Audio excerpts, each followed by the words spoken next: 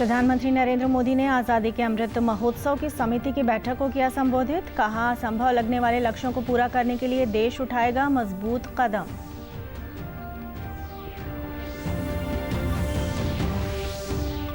अंतर्राष्ट्रीय महिला दिवस पर राष्ट्रपति और प्रधानमंत्री ने नारी शक्ति को किया सलाम। ट्वीट कर महिलाओं और पुरुषों के बीच असमानता पूर्णतया समाप्त करने का सामूहिक संकल्प लेने का किया आह्वान।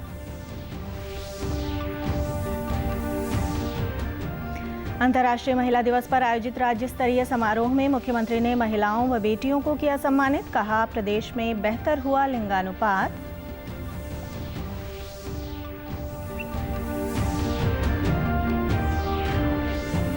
और हरियाणा विधानसभा के बजट सत्र के दूसरे दिन की कार्यवाही का महिला सदस्यों ने किया संचालन। महिलाओं से जुड़े मुद्दों पर रखी अपनी बात। नमस्कार, मैं ऋतु कौशिक। अब समाचार विस्तार से। प्रधानमंत्री नरेंद्र मोदी ने आज़ादी का अमृत महोत्सव समिति की पहली बैठक को संबोधित किया। प्रधानमंत्री ने कहा कि आज़ादी के 75वें साल का ये पर्व एक ऐसा पर्व होना चाहिए जिसमें स्वतंत्रता संग्राम की भावना, उसका त्याग का साक्षात अनुभव हो सके। आज़ादी के 75 साल का ये पर्व, आज़ादी का ये अमृत महोत्सव एक ऐसा पर्व होना चाहिए जिसमें स्वाधीनता संग्राम की भावना, उसका त्याग साक्षात अनुभव हो सके, जिसमें देश के शहीदों को श्रद्धांजलि भी हो और उनके सपनों का भारत बनाने का संकल्प भी हो। प्रधानमंत्री ने कहा कि आज भारत वो सब कर रहा है जिसकी कुछ साल पहले तक कल्पना नहीं होती थी। आज़ादी के 75 साल जब देश मनाएगा तो देश उन लक्ष्यों की ओर आगे बढ़ेगा, उन्हें प्राप्त करने के लिए मजबूत कदम उठाएगा जो कभी असंभव लगते थे। हमें स्वतंत्रता के संघर्ष, आइडिया, अचीवमेंट, एक्शन और रिजॉल्व, इन पांचों को लेकर आगे बढ़ना है। इन सभी में देश के 130 करोड़ लोगों के विचार और उनकी भावनाएं शामिल होनी चाहिए। Freedom struggle, ideas at 75, achievements at 75, actions at 75 और resolve at 75। हमें इन पांचों को लेकर आगे बढ़ना है। इन सभी में देश के 130 करोड़ लोगों के आइडियाज, उनकी भावनाएं शामिल होनी चाहिए। अंतर्राष्ट्रीय महिला दिवस के मौके पर राष्ट्रपति रामनाथ कोविंद ने सभी को शुभकामनाएं देते हुए अपने ट्वीट संदेश में कहा कि हमारे देश की महिलाएं अनेक क्षेत्रों में उपलब्धियों के नए कीर्तिमान स्थापित कर रही हैं। आइए आज के दिन हम सब महिलाओं और पुरुषों के बीच असमानता पूर्णतया समाप्त करने का सामूहिक संकल्प लें। वहीं प्रधानमंत्री नरेंद्र मोदी ने अंतर्राष्ट्रीय महिला दिवस पर दुनिया भर की महिलाओं को सलाम करते हुए अपने ट्वीट संदेश में कहा कि अंतर्राष्ट्रीय महिला दिवस पर हमारी अदम्य नारी शक्ति को सलाम। भारत को हमारे देश की महिलाओं की कई उपलब्धियों पर गर्व है। कई क्षेत्रों में महिला सशक्तिकरण को आगे बढ़ाने के लिए काम करने का मौका मिलना हमारी सरकार के लिए गर्व की बात है। केंद्रीय मंत्री स्मृति ईरानी ने भी अंतर्राष्ट्रीय महिला दिवस पर नारी शक्ति को सलाम करते हुए अपने ट्वीट में कहा है कि महिलाओं के बिना कोई नायक नहीं है। कोविड-19 के दौरान नारी शक्ति की निस्वार्थ और दृढ़ भूमिका सामने आई है। इस महिला दिवस पर हम भारत की 60 लाख से ज्यादा महिला स्वास्थ्य कर्मियों को भारत की कोरोना के खिलाफ लड़ाई में उनके स्पष्ट योगदान के लिए सलाम करते हैं।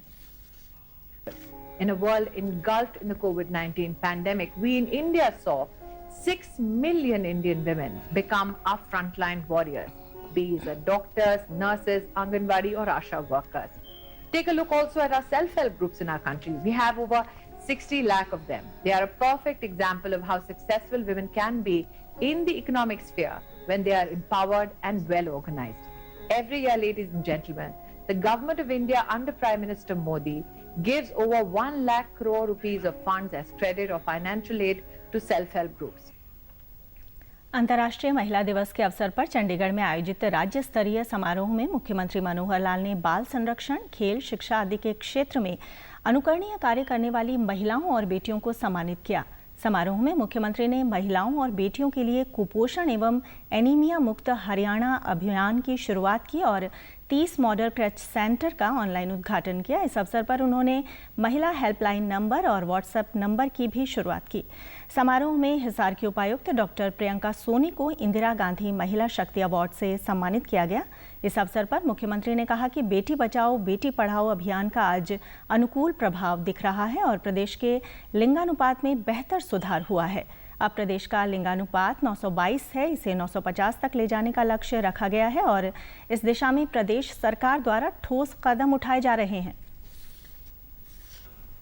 बेटियों को मारने वाला प्रदेश ये माना जाता था। अब उसको बेटी बचाओ बेटी पढ़ाओ के अभियान के अंतर्गत प्रधानमंत्री जी ने आह्वान किया था पानीपत में 22 जनवरी 2015 को। उसके बाद बहुत काम चाहे प्रशासन ने किया है, अलग अलग विभागों ने किया है, सामाजिक संस्थाओं ने किया है, महिलाएं भी बढ़ चढ़ करके आगे आई हैं।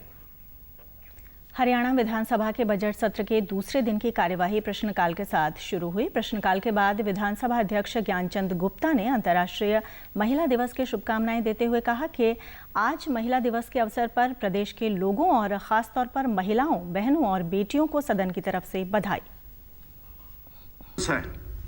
मैं इस अवसर पर प्रदेश के सभी लोगों, विशेषकर महिलाओं, बहनों और बेटियों को सदन के माध्यम से बहुत बहुत बधाई देता हूं। मैंने आज के दिन पैनल ऑफ चेयरपर्सन में भी महिला सदस्यों को नामांकित किया है। मेरी आज कोशिश रहेगी कि बैठक का जो आगे कार्य है, आज के लिए गठित पैनल ऑफ चेयरपर्सन द्वारा सदन की अध्यक्षता की जाए। इसके बाद बजट सत्र की सदन की कार्यवाही का संचालन महिला सदस्यों ने किया। विशेष कार्यवाही के दौरान विधायक किरण चौधरी स्पीकर बनी। वहीं विधायक सीमा त्रिखा की तरफ से सदन में सरकार द्वारा किए गए सराहनीय कार्यों पर रिपोर्ट पेश की गई। इसके अलावा विधायक नैना चौटाला और गीता भुक्कल ने महिलाओं से जुड़े मुद्दों पर अपनी बात रखी। महिलाएं समाज का एक मजबूत आधार हैं और दुनिया को खूबसूरत बनाने में उनका अहम योगदान है। समाज में ऐसी कई महिलाएं हैं जिन्होंने लीक से हटकर काम किया और अन्य महिलाओं के लिए भी प्रेरणा स्रोत बनी हैं। कुरुक्षेत्र की मोनिका भारद्वाज और संतोष दहिया इसका एक बड़ा उदाहरण है। कुरुक्षेत्र की अध्यापिका मोनिका लंबे समय से पर्यावरण पर कार्य कर रही हैं। मोनिका को पर्यावरण पर उत्कृष्ट कार्य करने पर राष्ट्रपति द्वारा सम्मानित भी किया जा चुका है। कुरुक्षेत्र की ही संतोष दहिया भी निरंतर महिलाओं को जागरूक करने के काम में लगी हैं। विश्वविद्यालय में अध्यापन करने वाली संतोष ने पर्दा प्रथा और कन्या भ्रूण हत्या के खिलाफ आवाज उठाई और राष्ट्रपति द्वारा सम्मान प्राप्त किया। मैं महिलाओं को संदेश जरूर देना चाहूँगी कि एक तो कचरे को ना कहिए, क्योंकि प्रकृति और स्त्री सीधे तौर पर जुड़ी हुई हैं। अपने बच्चों को पर्यावरणीय संस्कार देने की बात है या फिर घर में कचरा प्रबंधन की बात है, पेड़ पौधों की देखभाल है या फिर घर में होम कंपोस्टिंग या किचन गार्डनिंग की बात है। महिलाएं सीधे तौर पे पर्यावरण से, प्रकृति से जुड़ी हुई हैं। तो अगर हम कचरे को सीधे तौर पर ना कहें, जो वन टाइम यूज प्लास्टिक है या फिर किसी भी तरह की थर्माकोल की आइटम है उसको सीधा ना कहें, और फिर जो हमारे पास चीज़ें आती हैं उसका कचरा को अलग अलग रखें, करना नहीं है, अलग अलग रख के हम पर्यावरण को एक बहुत बड़ा उपहार दे सकते हैं। मैंने जब पर्दा प्रथा के अगेंस्ट एक अभियान छेड़ा कुरुक्षेत्र के पिपली गांव से, और कुरुक्षेत्र का पिपली गांव हरियाणा का पहला ऐसा गांव बना जो पूर्ण रूप से पर्दा मुक्त हुआ, वहां से हमने ये अभियान छेड़ा तो मुझे राष्ट्रपति के द्वारा सम्मानित किया गया। उन महिलाओं को ये संदेश देना चाहती हूँ जो महिलाएं डर के अपने घर में बैठी हैं या किसी बात से वो हेजिटेट करती हैं, तो अपने हेजिटेशन को निकालें और इस दहलीज को लांघें, लेकिन अपने संस्कारों को नहीं। ये मेरा संदेश भी है, क्योंकि आज महिलाएं किसी भी क्षेत्र में कम नहीं हैं। आज जब उन्हें मौका मिला तो राष्ट्रपति बन गई, उन्हें मौका मिला तो उन्होंने चांद को छू लिया।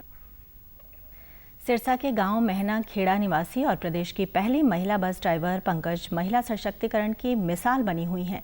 पंकज की सेवाओं को देखते हुए मुख्यमंत्री मनोहर लाल भी उन्हें सम्मानित कर चुके हैं। पिछले 14 सालों से बस चला रही पंकज करीब 25 गांवों की छात्राओं को सुबह गांव से कॉलेज पहुंचाने और वापस गांव छोड़ने की महत्वपूर्ण जिम्मेदारी निभा रही हैं।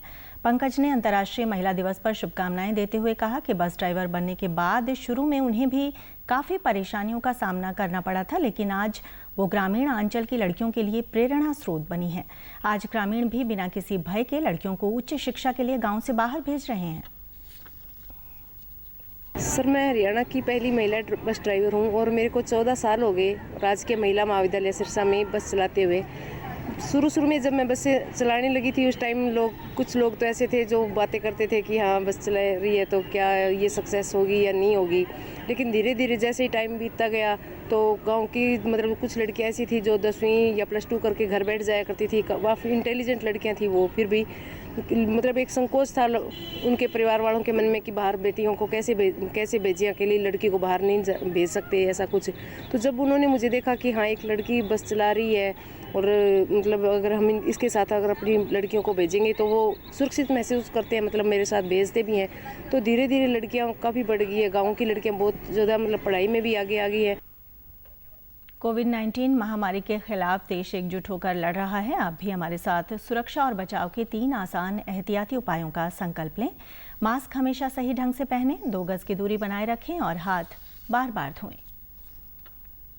मिनी क्यूबा के नाम से विख्यात भिवानी शहर की महिला मुक्केबाजों का महिला सशक्तिकरण में महत्वपूर्ण योगदान रहा है। ओलंपियन मुक्केबाज पूजा वोहरा, अंतर्राष्ट्रीय खिलाड़ी स्वीटी बुरा, साक्षी नुपुर शोरान सहित दर्जनों महिला बॉक्सर आज महिला सशक्तिकरण का चेहरा बनी हुई हैं।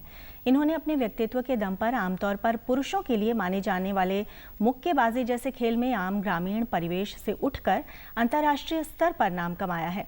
विश्व कप व एशियन चैंपियनशिप पदक विजेता अंतर्राष्ट्रीय मुक्केबाज स्वीटी बुरा का कहना है कि महिलाएं आज हर क्षेत्र में पुरुषों के समकक्ष खड़ी हैं।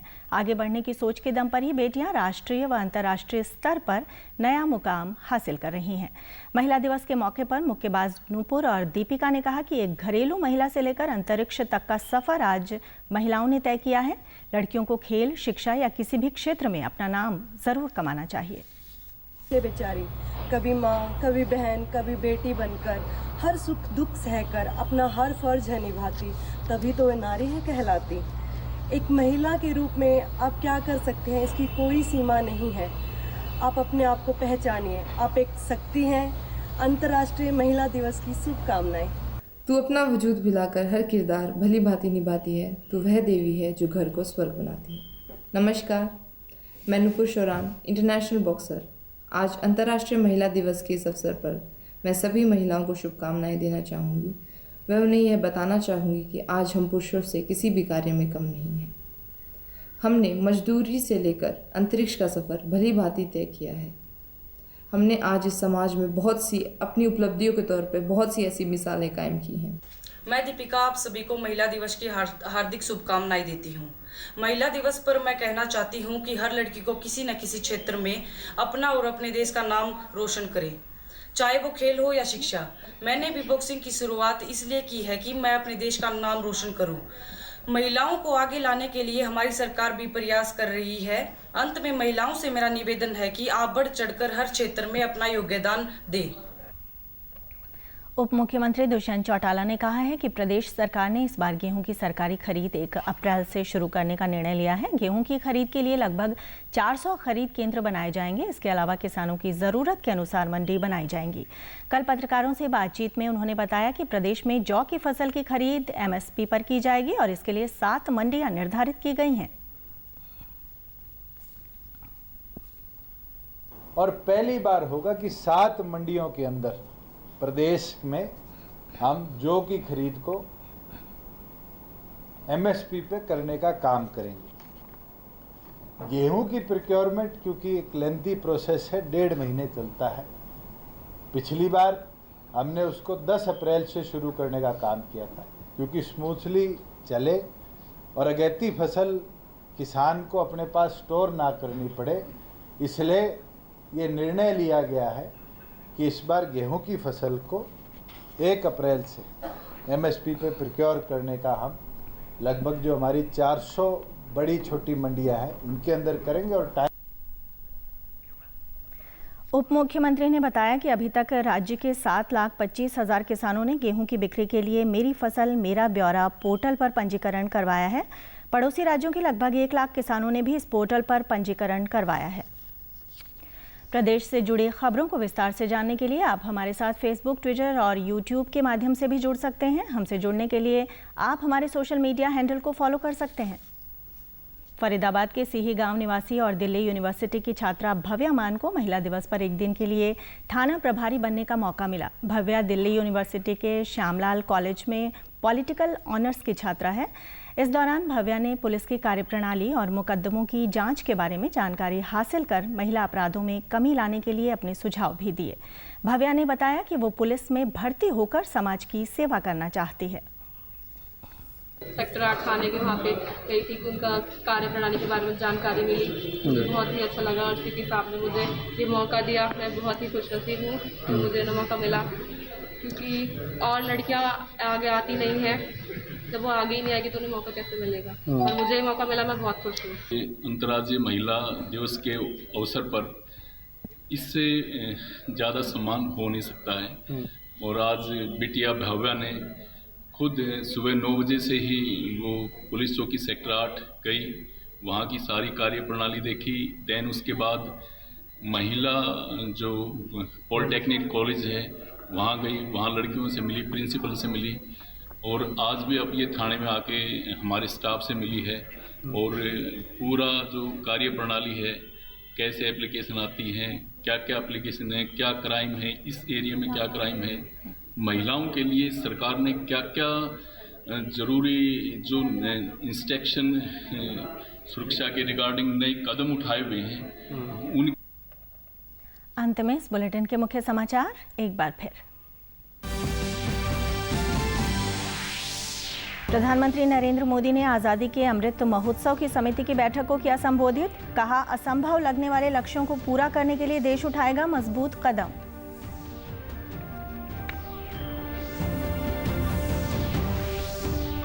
अंतर्राष्ट्रीय महिला दिवस पर राष्ट्रपति और प्रधानमंत्री ने नारी शक्ति को किया सलाम। ट्वीट कर महिलाओं और पुरुषों के बीच असमानता पूर्णतया समाप्त करने का सामूहिक संकल्प लेने का किया आह्वान।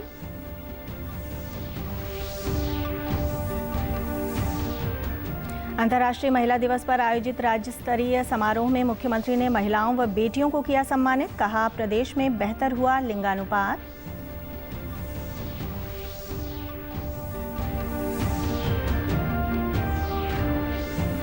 और हरियाणा विधानसभा के बजट सत्र के दूसरे दिन की कार्यवाही का महिला सदस्यों ने किया संचालन। महिलाओं से जुड़े मुद्दों पर रखी अपनी बात। समाचारों में आज इतना ही। नमस्कार।